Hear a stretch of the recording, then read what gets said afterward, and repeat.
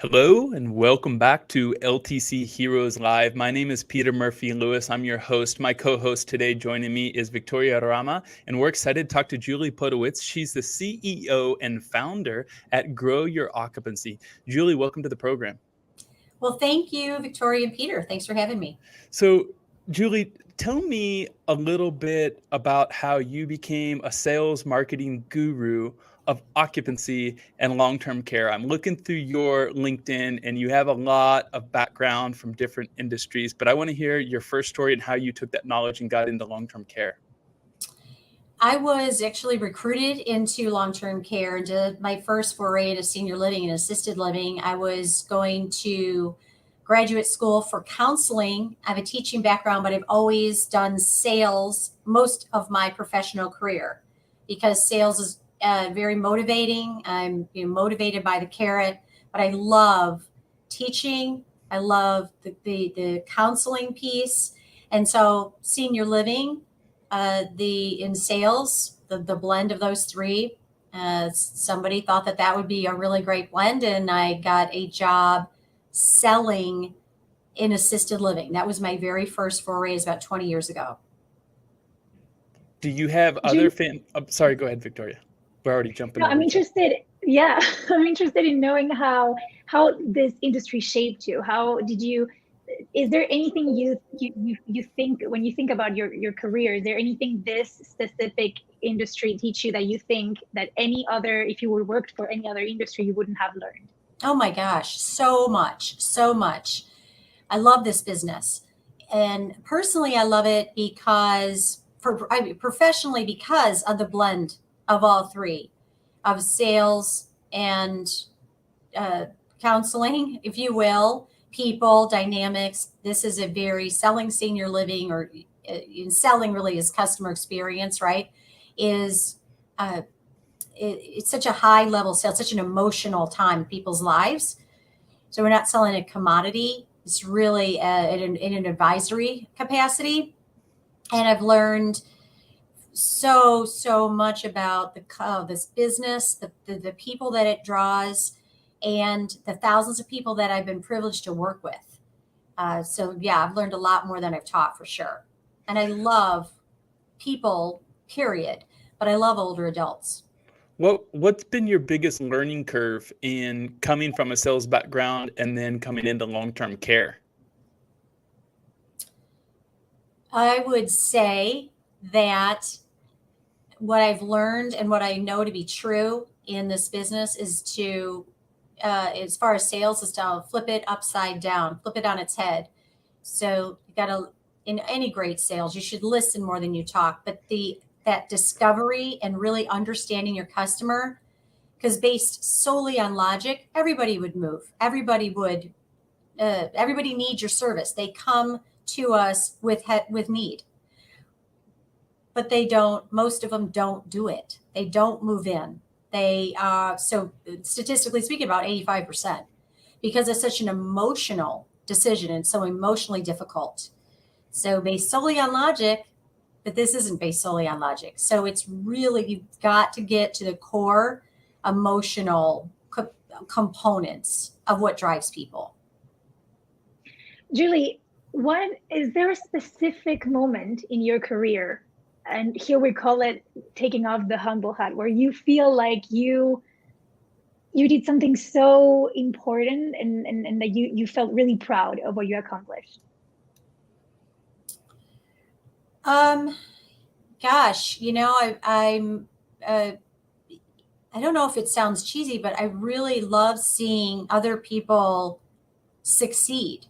And when I sit in the seat, or when I sat in the seat, it's really proud of the accomplishments of filling a building or going into a challenge situation and turning things around. And certainly it's always a team effort, but doing what other people couldn't do.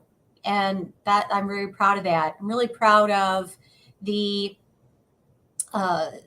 track record that I have in the business. And I think maybe most importantly, I feel really good at night, when I go to sleep, that I that I feel like I'm led by the principle of doing the right thing and leaning in that way. And then finally, I wrote a book last year called Solving the Occupancy Puzzle. And whoever said it's really difficult to write a book is very, very correct. It's really challenging. I think that's how I discovered you. I either found something about your book on LinkedIn or found it in a press release. I want to ask you, what when customers come to you, clients come to you as a consultant or as a coach, what is the first thing that they ask help with? And then what's something that they end up asking help with, but they didn't realize they needed in the beginning?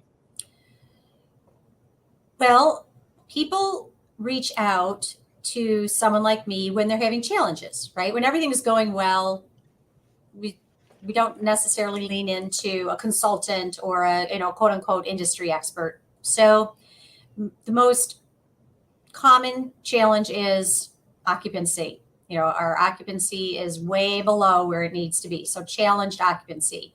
And using that solving the occupancy puzzle analogy, there are reasons for, and we built an infrastructure over the course of years based on great fundamentals of sales, what I've learned from other people, what I've learned works, and being able to put this infrastructure in place, train, coach, teach, train, repeat and analyze benchmarks, expectations, all of that, so that we can really identify what problem we're trying to solve. So that is the end result, kind of the most common problem. There are a lot of components, right, that go into that. It can be it's difficult to keep the positions filled, or is it a people problem? Is it a product problem? Is it a process problem? I think, Peter, that it's what problem you have, or occupancy is low. Occupancy is 60%. We know that's a problem. I'm not really quite sure what I need. I just know I need that fixed. So it's more common that maybe we're not quite sure how to fix it. And a scenario that a lot go to would be, let's put a new website together, or the marketing or the advertising. I think people really can wrap their arms around that. They understand that. They get that. It's the sales side and how important it is, and what a huge part it plays in occupancy success. That realizations, it take a little bit more time, those realizations. But when they see it happen, it's like, aha, I got it. What are some, now that you mentioned marketing, I'm interested, because marketing in this field is so particular. It's so particular. It's specific. So what are some marketing tactics or marketing strategies that you've seen over the years that facilities aren't doing, or that are doing, but in an unsuccessful way? Well, the biggest change over the course of time is digital, right? So when I started the business, having a website was wow, right? So most didn't have a website. The internet existed, and if it was, it was a page. Remember back in the day, it was just almost like an ad, a static ad. So of course we've come leaps and bounds there. So the way leads come to us has changed dramatically and shifted to a more digital world. Just like we research anything, we jump on Google or Bing and we start researching, assisted living near me or long-term care near me.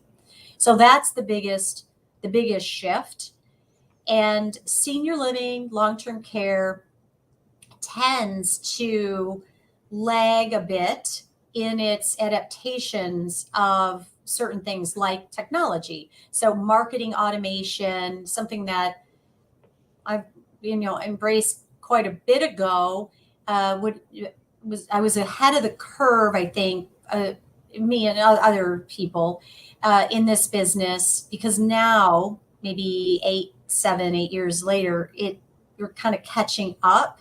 And that's not to say, I'm right but I just grabbed onto and I was exposed to, that the idea of marketing automation, like, content marketing is critical in our business because senior care isn't something that people know anything about.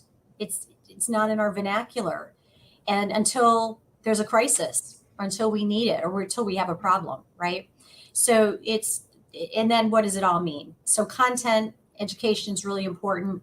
And then in our business, the most impactful, and it still remains true, is because it's such an emotional decision, is the trust. So it's referral based, word of mouth, community based. So those boots on the ground, local networking, local outreach to influencers and potential referral sources in the local area, it still has huge impact. And Victoria, so to answer your question about what people aren't doing correctly, they're not, or not doing it all, is enough of your local boots on the ground, marketing, networking, messaging, engaging of the local community. Victoria kind of stole my question, so I'm going to rephrase a different version of it. But I kind of want to hone in on what you're talking about. We interviewed an amazing long-term care leader in Idaho about a year ago, and I believe 35% of his census comes from Facebook ads, and aimed at Californians. Facebook ads is not an easy monster to crack and dominate and understand. But there's a lot of simple things that people aren't getting right. If I lined up 100 long-term care facilities that have a census problem with you right now, what is the most common, simple thing that they could all do that's not hard to crack? And I think one thing that I see all the time, and hopefully it's not exactly your answer because I don't want to steal your thunder. I think people don't get Google reviews. But just for starters, ask your people for reviews on Google. Google likes to push that to the top. What else would you put at the top? Oh, I love this question. Sometimes the simplest questions are the toughest to answer. So what maybe simple marketing action people could take to improve their census or quicken their sales cycle? Well, yeah, see, it's to quicken the sales cycle, it's sales. And, it's that's getting leads into the funnel, right, is one thing, but quickening the cycle or the decision making is sales. To get people into the funnel, I would say, gosh, make sure your basics are covered. So that there are calls to action, calls to action on your website.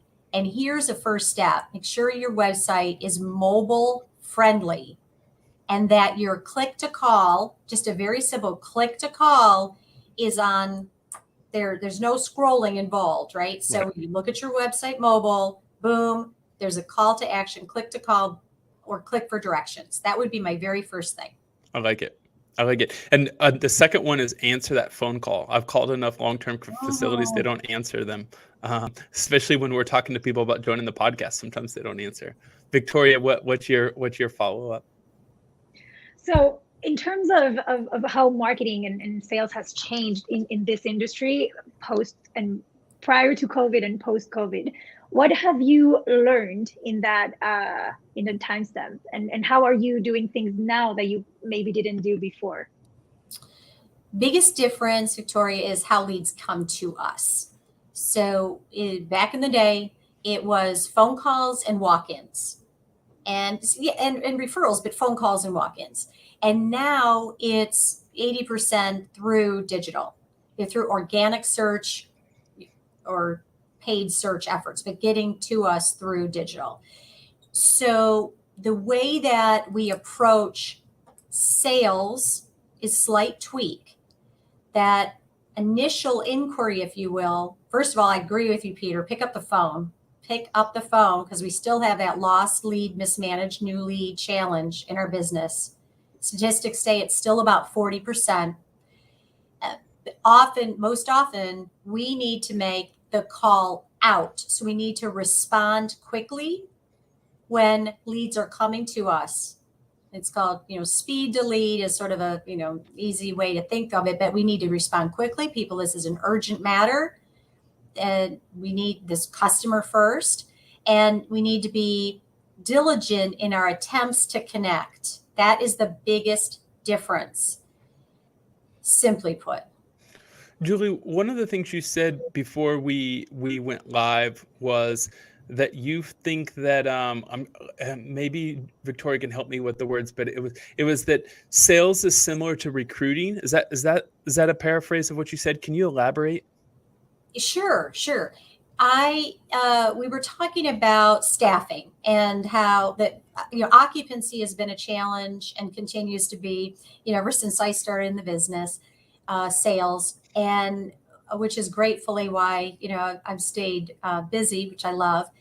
Now, coming out of the cloud of COVID, I don't think there's any business that isn't feeling this pinch. And senior care, the staffing issue is as critical, and in some cases even more, than sales and occupancy for the first time maybe in the history. And the process or system of hiring is the same funnel as sales.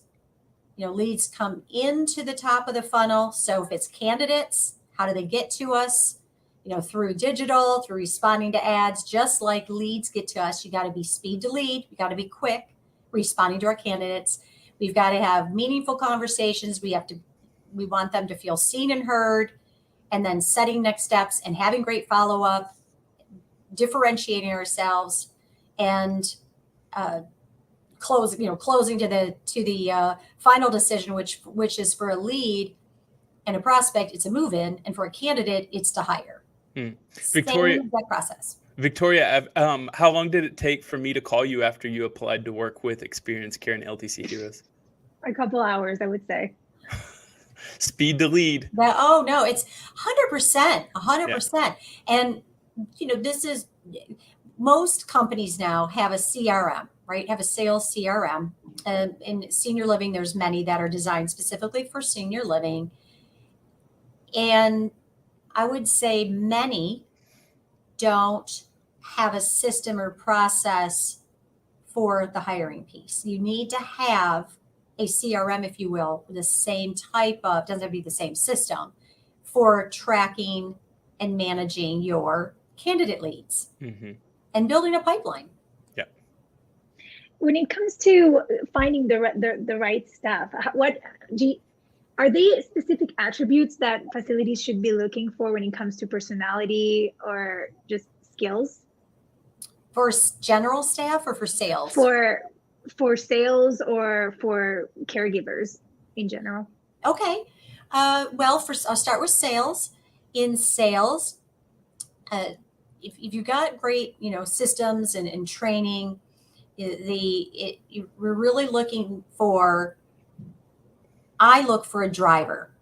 Okay. This is senior living. It's senior care. We've got to empathize. We have to understand. We have to connect. And those are all critical components. But in sales, we need a sales driver. We need someone who is competitive, who wants to go for the win, who doesn't give up, and who's motivated in that arena. Yes, they need to be caring. Yes, they need to love working with older adults. We work with all ages, right? Adult children, adult grandchildren, and they need to understand metrics. They need to understand the business side. Also look for curiosity. So in an interview, how curious are they? What kind of questions do they ask? How much research have they done? It's really like, what questions? When I interview and someone's like, no, I don't have any questions, I think, the best salespeople are going to be the ones that are really curious to learn more.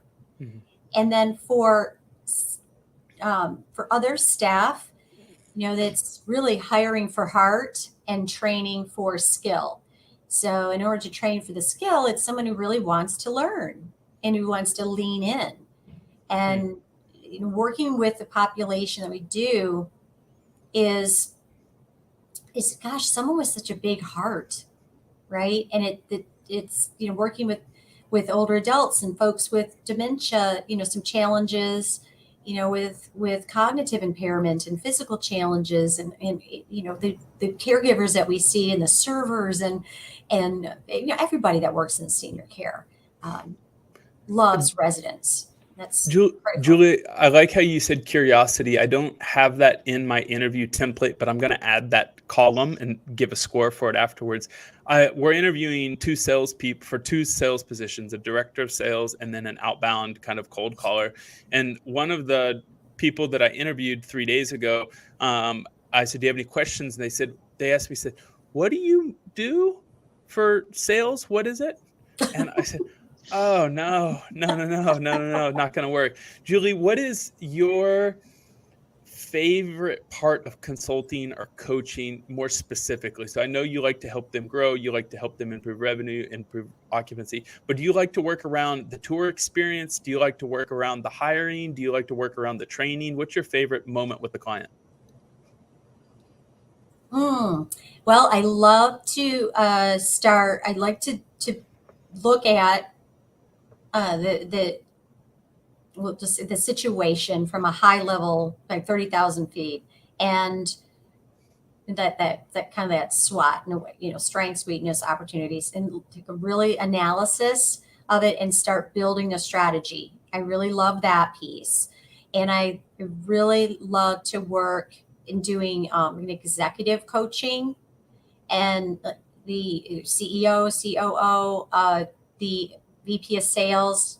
I don't really use the term train the trainer because that kind of sounds a little awkward to me, but to really help others and help and teach and coach them to coach, because it's a very different skill. We use a similar process, but it's a high level skill to be able to coach in senior living and do it well. And the reason I say that is because it requires most to go against their instincts. And it takes a lot of patience and practice. And you have to really love understanding human behavior. And I love that piece.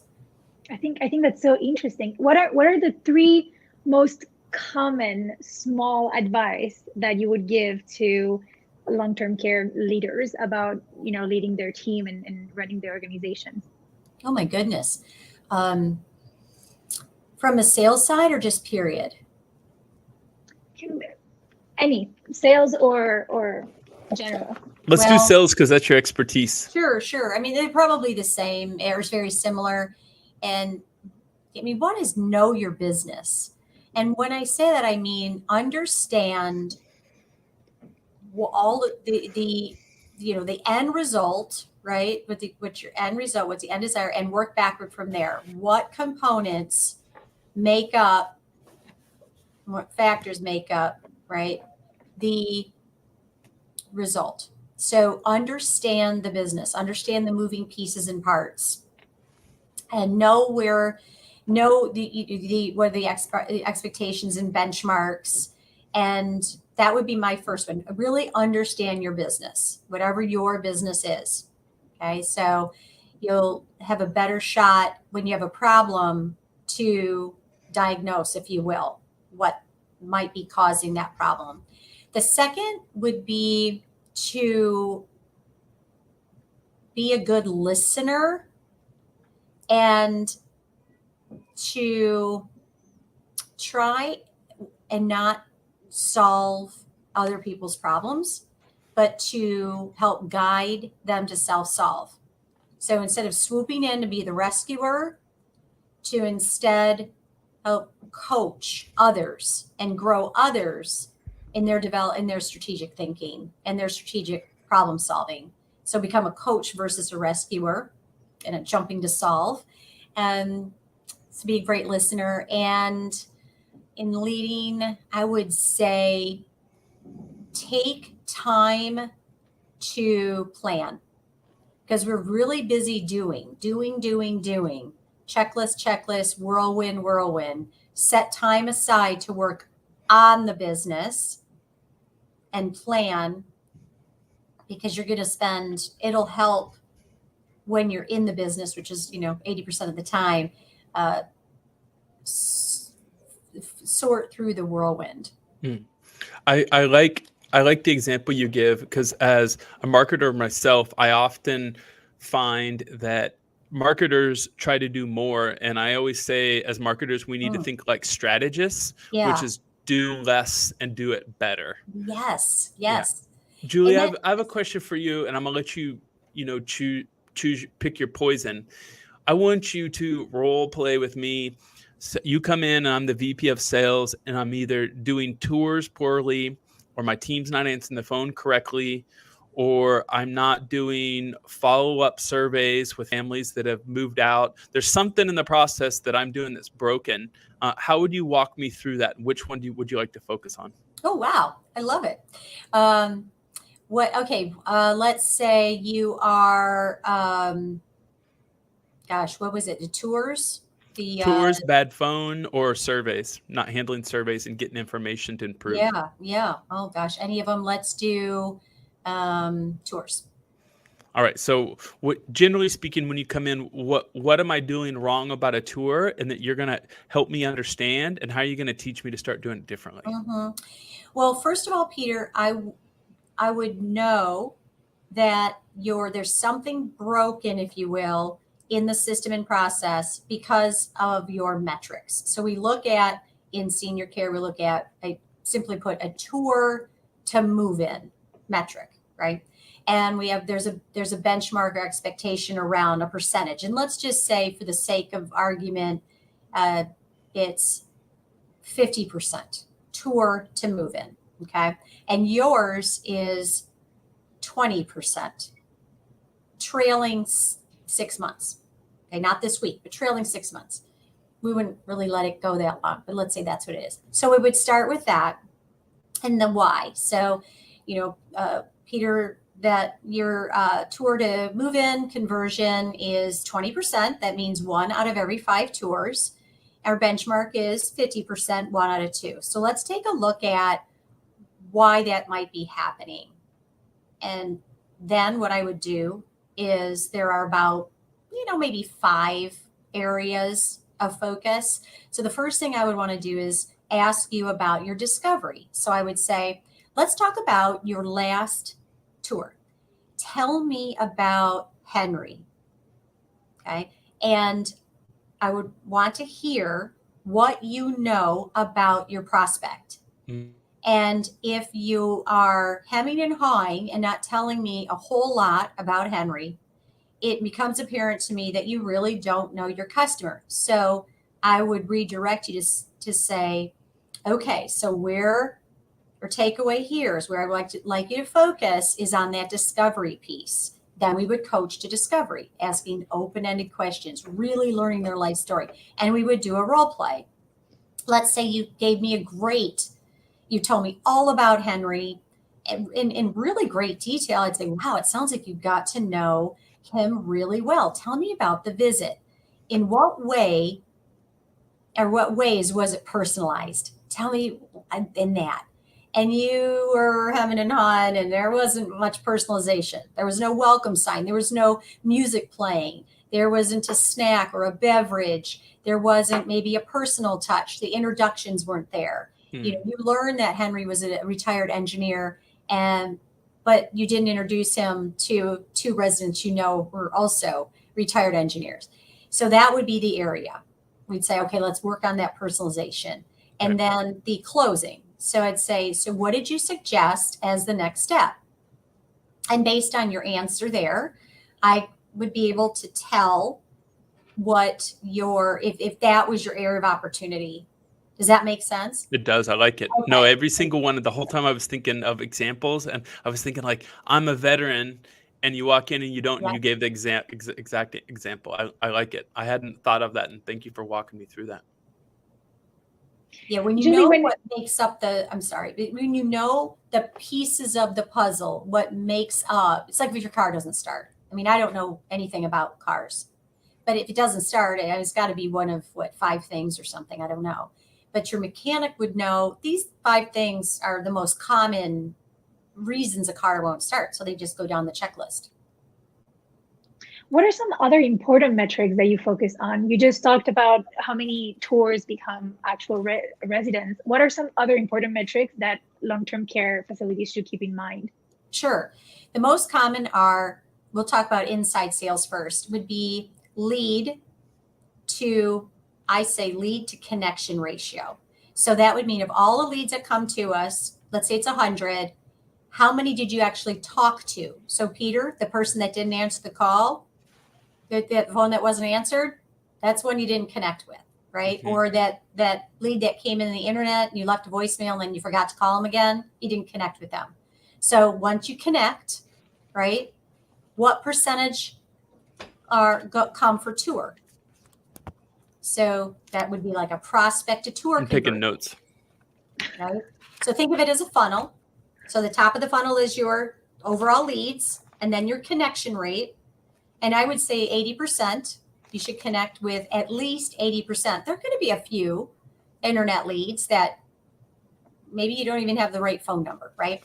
Then of that 80 out of 100, 40 come for a tour. That's 50%. And of those 40, 20 move in. That's 50%, to do easy math. You can break it down into even more sub conversions, but those are your basic conversions or standard conversions in internal. External is external, meaning going out, doing your outreach, doing your networking, doing your lead gen, traffic drivers would be a conversion metric is, there are two that I look for. One would be overall appointment to referral received, very much like tour to sale or move in. And the other is I look for percentage of lead mix. Okay, so in other words, you want to increase the percentage of your non-paid or non-aggregator leads, and thus you're going to increase your percentage of move-ins from organic referred sources. Love it. Love hearing all of these practical tips. A lot of times I think that I've interviewed 5 to 10 sales positions, and a lot of them don't give through the specific tactics and give away their key points. I appreciate that. Victoria, the last thing that I wanted to talk to Julia about is what she's taking home from a personal level. What have you learned from working in long-term care that affects Julie as a mom, as a neighbor, as a partner, as a cousin? Working with seniors has a profound effect on me. It's one of the best jobs I've ever had. I'm wondering how it's changed you as a person. In so many ways. I think I might start at the end and work backward, but what comes to mind, Peter and Victoria, for me is the empathy. I hope I've always been empathetic, but understanding the impact of empathy, and I've become definitely a better listener. And another thing that I've learned and take away is to get to the heart of the matter instead of jumping to solve. So in sales, it's like, oh, you've got a problem. I've got a solution, right? Or, needs matching. You don't drive, we have transportation. You don't cook, we have meals. It doesn't work like that, because based solely on logic, everybody would move. It's emotional. So really understanding and leaning in and understanding the emotional components, not jumping to solve right away, but what problem you're trying to solve. I think that's definitely made me a better mother, and hopefully a better friend and everything, because it's like, hey, I'd like your advice. Well, instead of just kind of giving advice, I really seek to understand what problem they're trying to solve. So I hope that helps me become a better friend and mom, because I'm advising more accurately based on their intent. Victoria, do you have any other questions? Otherwise, I want to ask some questions about our company. Go ahead. Go ahead. Julie, tell me a little bit about Grow Your Occupancy. What does your happiest customer look like? How fast are you growing? How many clients can you handle at one time? And kind of the direction of where your company's going next year. Oh, I love this topic. This is something near and dear to my heart. I've been on both sides of the business, the provider side. So I've sat in the seat, the sales counselor all the way through to sales, chief sales officer, chief marketing officer. And I've been on the consultant side. And I most recently went back to the consultant side by starting Grow Your Occupancy. And my happiest client are those that are seeing growth in occupancy, are seeing growth in sales. And the back door is closing a bit, right? So the occupancy is growing. That's what I'm hired to And what do. does that client look like? Are they 100 beds? Are they 15 facilities and 1,000 beds? What do they look like? Everything, all of the above. So it can be a single site. I have clients that are, one ownership. Maybe it's a not-for-profit, faith-based, one maybe large life care, large CCRC. I have a couple clients like that. I have large client that has multiple, is not-for-profit, multiple large campuses, for-profit rental communities, mid-size, maybe 30, 38 communities, and rental all the way through CCRC and long-term care. Fantastic. Well, Julie, thank you so much for joining LTC Heroes. It's been great to hear, your practical down to life experience and hear how we can help others. I look forward to connecting with you. Hopefully we'll meet you at one of these conventions soon. I would love that. And thank you so much, Victoria and Peter. It was really great chatting with you today. Stay in touch.